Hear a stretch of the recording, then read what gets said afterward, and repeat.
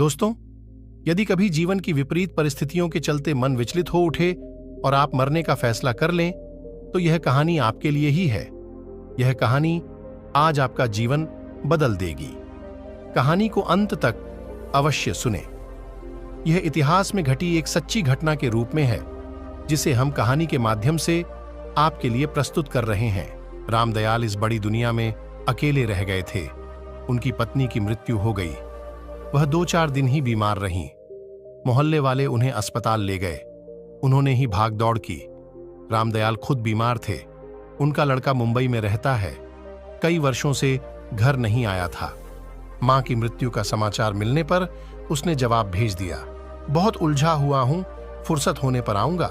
पत्र पाने वाली रात रामदयाल तकिए में मुंह गड़ाकर कितना रोए कहना कठिन है। उनकी खुद की उम्र 65 वर्ष हो गई थी। अब उन्हें हरदम लगता था जैसे दुनिया में उनके लिए कुछ भी शेष नहीं रहा है। पड़ोसियों ने उनका बहुत ख्याल रखा। हर समय कोई न कोई उनके पास मौजूद रहता, लेकिन फिर भी रामदयाल की उदासी बढ़ती गई। वह जितना सोचते, ये विश्वास पक्का होता जाता कि अब इस दुनिया में रहना बेकार है। और एक सुबह घूमने के लिए निकले तो फिर लौटे नहीं। उनके कदम शहर से बाहर की ओर चलते चले गए। एक बस आगे की तरफ जा रही थी। रामदयाल बस में बैठ गए। कई घंटे की यात्रा के बाद जब बस एक घने जंगल में से गुजर रही थी, तो वह पेशाब करने के लिए नीचे उतरे और एक दिशा में बढ़ गए। थोड़ी देर बाद उन्होंने बस के भोंपू की आवाज सुनी। ड्राइवर उन्हें जल्दी करने को कह रहा था, लेकिन रामदयाल बाबू वहीं खड़े रहे। उन्होंने न लौटने का फैसला किया था। वह वन में खो जाना चाहते थे। उस घने जंगल में दिन में भी पेड़ों के नीचे हल्का अंधेरा था। हर तरफ सुनसान, पत्तों में साय साय हवा। रामदयाल बाबू को जैसे होश नहीं था। झाड़ियों में अटकते उलझते बढ़ रहे थे, पता नहीं किधर। धूप तेज हुई तो प्यास से गला सूखने लगा। अब वह एक ऊंचे कगार की ओर बढ़ रहे थे। आंखों के सामने एक दृश्य तैर रहा था। वह हवा में हाथ पैर मारते हुए नीचे घाटी की ओर गिरे जा रहे हैं, और फिर एकाएक उनके कदम रुक गए।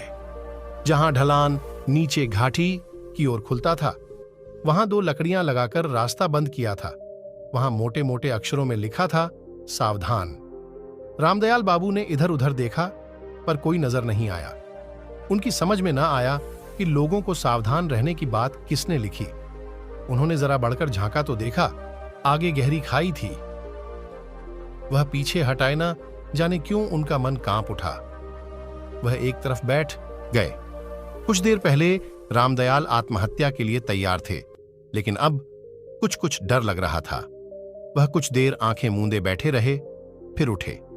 प्यास से गला खुश्क हो रहा था, लेकिन वहां भला पानी कहां मिलता।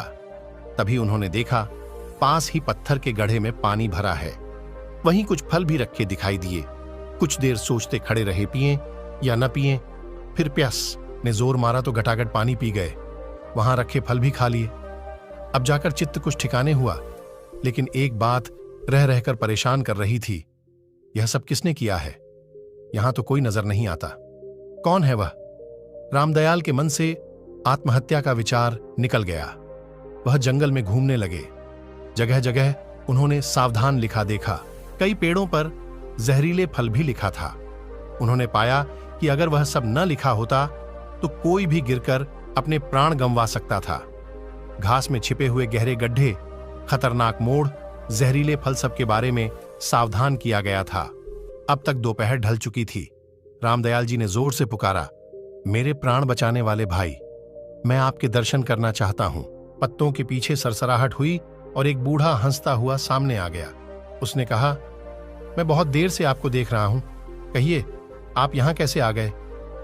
सच कहूं, मैं आत्महत्या के इरादे से आया था, लेकिन खाई के किनारे लिखे शब्दों ने मन बदल दिया। रामदयाल कह गए।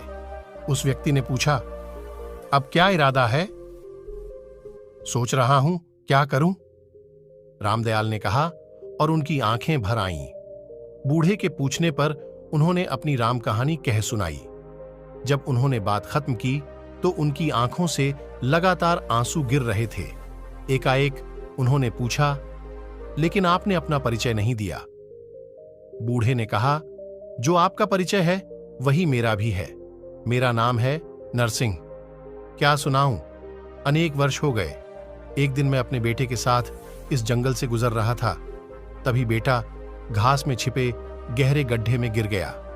वह इतना नीचे गिरा था कि मैं वहां पहुंच भी नहीं सकता था। मेरी दुनिया अंधेरी हो गई। पत्नी पहले ही मर गई थी, अब तो कुछ भी नहीं बचा था जीवन में। मैंने तय किया कि मैं भी उसी गड्ढे में कूदकर जान दे दूं। रामदयाल जी ध्यान से सुन रहे थे। नरसिंह ने आगे कहा, मैं कूदने जा रहा था। एकाएक मन ने कहा, यह कायरता है। हो सकता है इसी तरह लोग आकर इस छिपे गड्ढे में गिरते रहें। नहीं, यह ठीक नहीं। पहले इसका कुछ प्रबंध करना चाहिए। बस मैंने गड्ढे के चारों ओर पेड़ की डालियां खड़ी करके उन्हें लताओं से बांध दिया। फिर? रामदयाल ने पूछा। फिर मुझे लगा कि ऐसे खतरनाक स्थान तो इस जंगल में और भी होंगे। मैंने देखा मेरे बेटे की जान लेने वाले गड्ढे के पास ऐसे ही दूसरे स्थान भी थे। बस मैंने निश्चय कर लिया कि जंगल में जब तक एक भी ऐसा खतरनाक स्थान रहेगा, मैं नहीं मरूंगा। वह दिन था और आज का दिन है। मैं इसी जंगल में रह रहा हूं, अभी मेरा काम खत्म नहीं हुआ। खतरनाक स्थानों पर मैंने चेतावनियां लिखकर लगा दी हैं। कौन से फल जहरीले हैं और कौन से खाने लायक, यह भी जान लिया है। जंगल इतना खतरनाक नहीं रह गया है जितना पहले था। मैंने कई भटके लोगों को रास्ता बताया है, खाने पीने की सामग्री दी है, नहीं तो शायद वे मर जाते। और हर बार मुझे लगा कि आत्महत्या न करने का मेरा निश्चय गलत नहीं था। रामदयाल गंभीर होकर नरसिंह की बातें सुन रहे थे।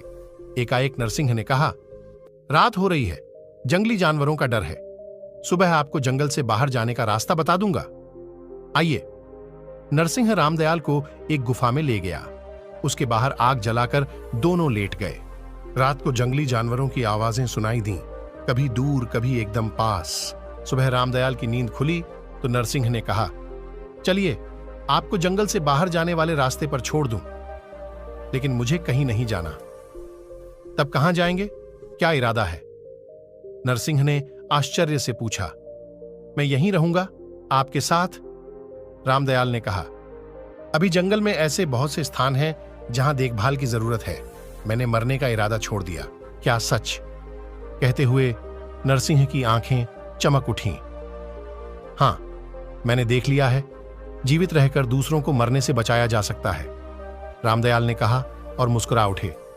मरने के लिए एक दुख है तो जीने के लिए 100 सुख भी कम है, रामदयाल ने कहा और गुफा से बाहर आ गए। सूरज पेड़ों के पीछे से ऊपर उठ रहा था। दोस्तों, इस प्रेरणादायक कहानी से हमें सीख मिलती है। जीवन में कई बार ऐसी परिस्थितियां बन जाती है कि अक्सर मनुष्य मरने तक का फैसला कर लेता है, लेकिन ऐसा करना बिल्कुल गलत होता है, क्योंकि जीवन का अर्थ यह नहीं कि आप अपने लिए जिए, बल्कि जीवन का मकसद यह होना चाहिए कि आप अपने जीवन से दूसरों को क्या दे सकते हो। अतः जीवन तभी सार्थक माना जाता है जब हमारे जीवन से कोई प्रेरित होकर या हमारे कार्य से कोई प्रेरित होकर अपने जीवन में बदलाव लाकर स्वयं को बदल पाया हो। धन्यवाद।